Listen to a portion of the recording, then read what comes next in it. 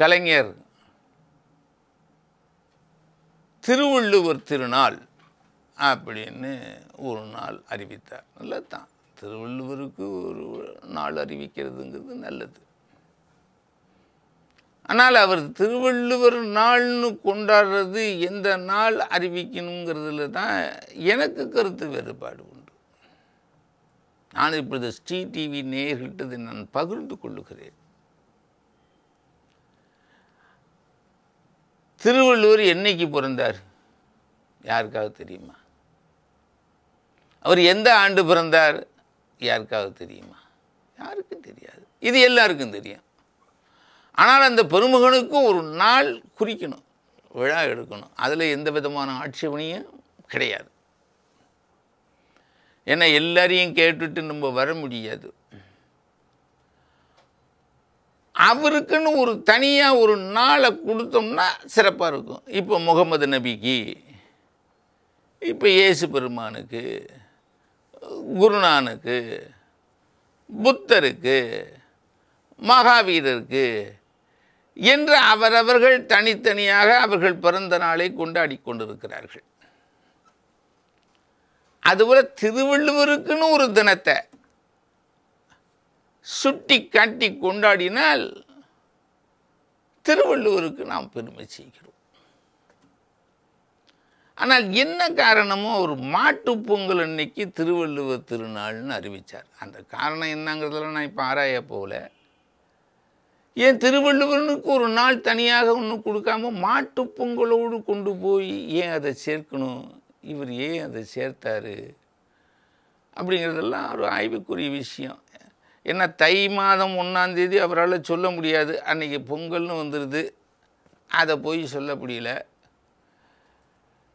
எனக்கு இன்னொரு பெரிய வேடிக்கையாக நண்பர்கள்ட்ட அதை நான் சொல்லிக்கிட்டு இருப்பேன், அதையும் சொல்லலான்னு நினைக்கிறேன். இப்போ எங்கள் வீடு, எங்கள் தஞ்சை, இந்த இது புதுக்கோட்டை, இந்த பகுதிகளெலாம் பார்த்திங்கன்னா இந்த மாட்டுப் பொங்கல் அன்னைக்கு வீட்டு தெய்வம் கொண்டாடுவாங்க. ஒரு பக்கம் இந்த மாட்டுப் பொங்கல், இந்த மாடுகளுக்கெல்லாம் வழிபாடு முடிந்த பிற்பாடு வீட்டு தெய்வம் அப்படின்னு அந்த வீட்டு தெய்வத்துக்கு என்னென்னா தெரியுமா வைத்து கும்பிடுவது? இந்த படையல்ல மீன், கருவாடு, கோழி, ஆட்டுக்கறி, இந்த மாதிரி முட்டை, இந்த அசைவத்தில் இருக்கிற அத்தனை ஐட்டம் இருக்கும். சில வீடுகளில் சாராயமும் வைப்பாங்க. இது மாட்டுப் பொங்கல் அன்னைக்கு.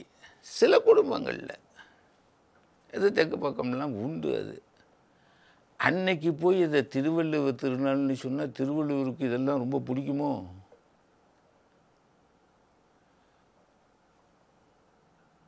அது அவ்வளவு உடன்பாடாக இல்லை. தனியாக அவருக்கு தனியாக திருவள்ளுவருக்குன்னு ஒரு தனி நாள் குறிப்பிட்டிருக்கலாம்.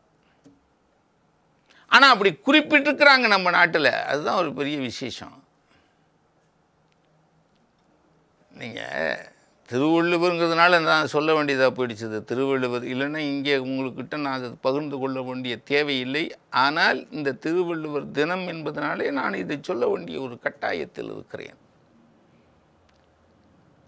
திருவள்ளுவர் ஆண்டுன்னு இப்போ நம்ம அனைவராலும் ஏற்றுக்கொள்ளப்பட்டு அனைவரும் ஒத்துக்கொண்டு அனைவரும் எழுதுகின்றது திருவள்ளுவர் ஆண்டு போட்டுட்டு பிராக்கெட்டில் ஆங்கில ஆண்டை போடுறோம். அந்த அளவுக்கு நமக்கு இந்த திருவள்ளுவர் ஆண்டுன்னு சொன்னது யாருன்னு சொன்னால் ஆசிரியர் மறைமலை அடிகள். அவர் தான் இந்த திருவள்ளுவர் ஆண்டுன்னு சொன்னது. அதாவது நம்ம தமிழர்களுக்கு ஒரு தொடர் ஆண்டு வேண்டும். இந்த சுழற்சி வியாழவட்டம் என்று சொல்லப்படுகின்ற இந்த 60 ஆண்டு சுழற்சி இல்லாமல் ஒரு தொடர் ஆண்டு, இப்போ கிபி 2000 3000ன்னு சொல்லிக்கிட்டு இருக்க மாதிரி ஒரு தொடர் ஆண்டு வேண்டுங்கிற ஒரு எண்ணத்தில் அவர் ஏதோ ஒரு கணக்கிட்டு இயேசு பெருமான் பிறப்பதற்கு 30 ஆண்டுகளுக்கு முன் பிறந்தவர் திருவள்ளுவர் அப்படின்னா ஒரு மீட்டிங்கில் 1935 சென்னையிலே பச்சையப்பன் மண்டபம்னு ஒன்று உண்டு. இங்கே இருக்கிற பச்சையப்பன் கல்லூரி, அதுக்கு அந்தாண்டு அங்கே பழைய இதில் அவர்கள் திருவள்ளுவர் திருநாட்கழகம், அதாவது திருவள்ளுவர் பிறந்த நாள், திருநாள்னா பிறந்த நாள், திருவள்ளுவர் பிறந்த நாள் கழகம்னு ஒரு அமைப்பை ஆரம்பித்து, அதாவது 1935 ஜனவரியில் இந்த அமைப்பை தொடங்குகிறார்கள். தொடங்குகிறவர்கள்லாம் சாதாரண ஆள் கிடையாது, மிகப்பெரிய ஆட்கள். மறைமலை அடிகளே கண்டு மருளுகின்ற நமச்சிவாய முதலியார் போன்ற மிகப்பெரிய பிரமாணமான பண்டிதர்கள். அவர் தலைமையில் தான் அந்த திருவள்ளுவர் திருநாள் கழகம், திருநாள் அப்படின்னா பிறந்தாங்க, அவங்க ஆரம்பித்து 1935 ஜனவரியில் ஆரம்பிச்சு 1935 மே மாதம் 18ஆம் தேதி 19ஆம் தேதி 2 நாளும் விழா கொண்டாடுகிறார்கள். அந்த 2 நாள் விழாவுக்கும் மறைமலடிகள் தான் தலைவர். எல்லாம் தமிழ்நாட்டில் இருக்கிற அத்தனை பெரிய அறிஞர்கள்லாம் அங்கே கூடியிருக்கிறார்கள். அந்த மே 18 வைகாசி அனுஷ நட்சத்திர நாள். அதாவது திருவள்ளுவர் பிறந்தது வைகாசி மாதம் அனுஷ நட்சத்திரம் அப்படிங்கிறது அவங்களுடைய முடிவு. 1935 இப்போ பார்த்துக்கணும். நீங்கள் பிறந்த நாள் தான் கொண்டாடினாங்க, ஆண்டு அல்ல. திருவள்ளுவர் ஆண்டை பற்றி அவங்க பேசவே இல்லை. அந்த தலைமை உரையில் இவர் சொல்கிறார் மறைமலடிகள், என்னுடைய ஆய்வில் திருவள்ளுவர் இயேசு பெருமானுக்கு 30 ஆண்டுகளுக்கு முன் பிறந்தவர் என்று நான் கண்டுபிடித்திருக்கிறேங்கிறாரு. அது அவங்க எந்த தீர்மானத்திலையும் அதை ஒத்துக்கலை, அதை பற்றி அவங்க பேசவும் இல்லை.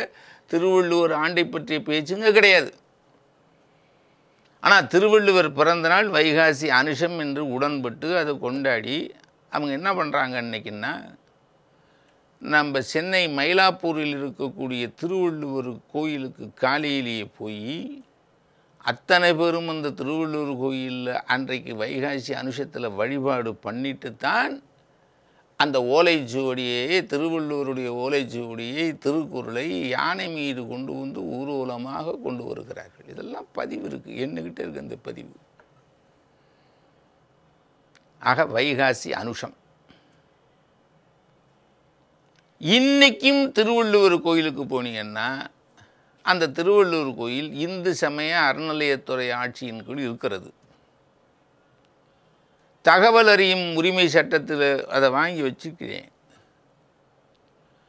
அதில் என்ன போட்டிருக்குன்னா, வைகாசி அனுஷம் திருவள்ளுவர் அவதார நாள், மாசி உத்திரம் திருவள்ளுவர் அடைந்து போன நாள்.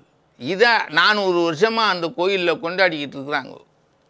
400 வருஷமாக அந்த கோயில் ஆரம்பிச்சுன்னு வச்சுக்கோ ஒரு கணக்கில். என்ன அதை பற்றி எல்லிஸ் எல்லாம் சொல்கிறாரு. திருவள்ளுவர் பிறந்த ஆண்டு பிறந்த நாள் யாருக்கும் தெரியாது. ஆனால் மறைமலடிகள் திருவள்ளுவர் ஆண்டுன்னு ஒன்று சொன்னார். அதை கலைஞர் உள்ளிட்ட எல்லாரும் உடன்பட்டு, ஆசைப்பட்டு, 100க்கு 100 உடன்பட்டு இன்றைக்கு திருவள்ளுவர் ஆண்டுன்னு நான் என் கைப்படத்தான் எழுதுகிறேன். அதே மறைமலடிகள் தான் திருவள்ளுவர் வைகாசி அனுஷ நட்சத்திரம், அது நட்சத்திர நாள் எப்படின்னா தமிழில் அது ஒரு மாதத்தில் இன்றைக்கி தான் வரணும்னு சொல்ல முடியாது, மாறி மாறி வரும். அந்த காலத்தில் நட்சத்திரத்திலே தான் அவர்கள் நாள்கள் வைப்பார்கள். இதில் நான் சொல்ல ஆரம்பித்தேன்னா சங்க காலத்திலேருந்து எப்படி வருகிறதுங்கிறதெல்லாம் அது பெரிய விரிவுரையாக போகும். நட்சத்திரம்தான் நமக்கு. அந்த கணக்கில் தான் அவர்கள் அதை கொண்டாடுகிறார்கள். அப்படி திருவள்ளுவர் ஆண்டுன்னு மறைமலடிகள் சொன்னதை உடன்பட்டு ஏற்றுக்கொண்டு அதை அதிகாரபூர்வமாக நடைமுறைப்படுத்திய கலைஞர் அதே மறைமலடிகள், மறைமலடிகளாலும் வணங்கத்தக்க நமச்சிவாய முதலியார் போன்ற பெருமக்கள் எல்லாரும் சொன்ன அந்த வைகாசி அனுஷம் என்று சொல்லப்படுகின்ற அந்த நட்சத்திர நாளை தூக்கி விட்டெறிந்து விட்டு திருவள்ளுவர் நாள்னு இவர் இந்த மாட்டுப் பொங்கல் அன்னைக்கு அதை சொல்லி அதை அரசு இல்லை. எனக்கு அதில் தான் ஒன்று பிறந்த ஆண்டை மறைமலடிகள் சொன்னார், உடன்பட்டேன். அதே மறைமலடிகள் பிறந்த நட்சத்திரத்தை நாளை சொல்லுகிறார், நான் உடன்பட மாட்டேன். அப்படின்னா எனக்கு ஒன்றும் புரியல. ஒன்று மறைமலடிகளே அதையும் உடன்படாமல் சொந்தமாக திருவள்ளுவர் இந்த ஆண்டு பிறந்தார்னு நான் சொல்லுகிறேன்னு அதை நடைமுறைப்படுத்தியிருக்கலாம். அதனால் அதெல்லாம் விட எனக்கு இன்னும் திருப்பி சொல்கிறேன், அவருக்குன்னு தனி நாள் செப்பரேட். எப்படி இப்போ மகாவீர் ஜெயந்தி, புத்த ஜெயந்தி, புத்த பூர்ணிமா, அது மாதிரி குருநானக் ஜெயந்தி, அதே போல் நம்ம நபிகள் நாயகம் பிறந்த நாள், நம்ம இயேசு பெருமான் பிறந்த நாள், இப்படி தனித்தனியாக அந்த பொரியவர்களுக்கு அந்த பெருமக்களுக்கு தனித்தனி நாள் இருப்பது போல் திருவள்ளுவருக்குன்னு ஒரு தனி நாள் வைத்தா அது அதனால் இப்போ மாட்டுப்பொங்கல் அன்றைக்கி அது மாட்டுப்பொங்கல் கொண்டாடுவானா, திருவள்ளுவர் படத்தை வச்சுட்டு திருவள்ளுவர் நாள் கொண்டாடுவானா? நான் என்ன ஆசைப்படுகிறேன்னா, திருவள்ளுவருக்குன்னு ஒரு தனி நாள் வச்சோம்னா அதை முழுவதுமாக அவர்கள் அதுதான் அந்த தீர்மானத்தில் 1935 போட்டிருக்காங்க. ஊவேசா எல்லாருமே இருந்து அதை செஞ்சுருக்கிறார்கள், அதை கொண்டாடி இருக்கிறாங்க 4-5 வருஷம். அப்புறம் வழக்கம் போல் அது போயிடுச்சு. அதனால் நான் இந்த இதை ஏன் உங்கள்கிட்ட பகிர்ந்துக்கிறேன்னு சொன்னால், பொங்கல் விழா மிகச்சிறந்த விழா, நாம் எல்லாரும் எடுக்கின்ற விழா. அது நன்றி அறிவிக்கின்ற அந்த உழைப்பாளி பெருமக்களுக்கு. ஏன்னா உழைப்பாளி பெருமக்கள் நான் தனியாக ஒதுக்கலை, எல்லாருமே அந்த காலத்தில் உழைப்பாளி தான். இப்போ தான் இந்த தொழில் தனியாக வர ஆரம்பித்தமான விவசாயம் என்பதே தனியாக பிடிச்சி, அதுக்கெல்லாம் 100-150 வருஷத்துக்கு முன்னாடி விவசாயம் என்பது நம்மளோட ஒன்றி இருந்தது. அப்பேற்பட்ட அந்த விழாவில் இந்த மாட்டுப்பொங்கல் அன்னைக்கு கொண்டு வரும்போது, அன்றைக்கு போய் திருவள்ளுவர் நாள் அது கொடுத்து, அது மாட்டுப்பொங்கலையும் செய்ய முடியாமல் திருவள்ளுவர் நாளையும் செய்ய முடியாமல், திருவள்ளுவருக்கு ஒரு தனி சிறப்பை 133 அடி உயரத்தில் இன்றைக்கி அவர் கன்னியாகுமரியில் திருவள்ளுவருக்கு ஒரு சிலை எழுப்பியிருக்கிறார் என்றால் மிகவும் வணங்கத்தக்க ஒரு பெரிய வேலை, மிகப்பெரிய நினைவாசனம். அதே போல் சென்னையில் வள்ளுவர் கூட்டம். ஆனால் வள்ளுவர் கூட்டம் அவர் கட்டினாருடைய ஆசையாக அது வள்ளுவர் கூட்டமாக இல்லை. இப்போ அது அங்கே கன்னியாகுமரியில் நீங்கள் இருக்கிறதுனாலே ரொம்ப சிறப்பாக அதை போய் பார்க்குறதுனால போகிறாங்க. ரொம்ப அருமையான ஒரு வேலை. இதெல்லாம் அவர்கள் செய்த திருவள்ளுவருக்கு மிகப்பெரிய வேலைகள், அதில் எந்த விதமான மாற்று கருத்தும் இல்லை. ஆனால் இந்த திருவள்ளுவர் திருநாள் மட்டும் எப்படியாவது அது ஆசிரியர் மறைமலடிகளும் சரி, அல்லது எல்லிஸ் அவர் தான் மயிலாப்பூரில் இருக்கிற அந்த இங்கிலீஷ்காரன் கலெக்டர் அவன் தான் ஃபஸ்ட்டு அதை கல்வெட்டிலேயே போடுறான், தெய்வ புலவர் திருவள்ளுவர்னு. சுமாராக ஒரு 400 ஆண்டுகள் இருக்கும் இந்த மயிலாப்பூரில் இருக்கக்கூடிய திருவள்ளுவர் கோயில். ஒரு 400 வருஷமாக இருக்கிறது. என்ன இதை பற்றி நான் பெரிய வழக்கு இதெல்லாம் போயிட்டுருக்கும்போது அப்போ இருந்த ஒரு செக்ரட்டரி அவர்கிட்ட போய் இதை பேசினேன். அப்போ அந்த செக்ரட்டரி என்ன ஒரு நல்ல கேள்வி கேட்டார். என்ன சார் இது 40 வருஷமாக அது நடைமுறைக்கு வந்துருச்சு, அதை போய் மாற்றணும், அது வைகாசி அனுஷத்தில் கொண்டாடணும்னு சொல்கிறீங்களேன்னு என்ன கேட்டார். நான் கௌதமனை தான் அழைச்சிக்கிட்டு போயிருந்தேன். அப்போ நாங்கள் கேட்டேன், நீங்கள் சொல்கிறது நல்லா இருக்குது சார், உண்மையிலே 40 வருஷமாக வர நடைமுறையை மாற்றுறதுன்னா கொஞ்சம் சங்கடம் தான், நீங்கள் எதுக்குன்னு தனி ஜிஓ போட்டு எல்லாம் பண்ணணும். ஆனால் 400 வருஷமாக வந்த நடைமுறையை நீங்கள் ரொம்ப எளிமையாக மாற்றிருக்கீங்களே, 40 பெருசா 400 பெருசா அப்படின்னு அந்த செக்ரட்டரி அப்படியே சேரில் சாஞ்சிக்கிட்டார். பதில் சொல்ல முடியல. ஏன் இதையெல்லாம் நான் இதை ஒரு வாய்ப்பாக பயன்படுத்தி கொள்கிறேன்.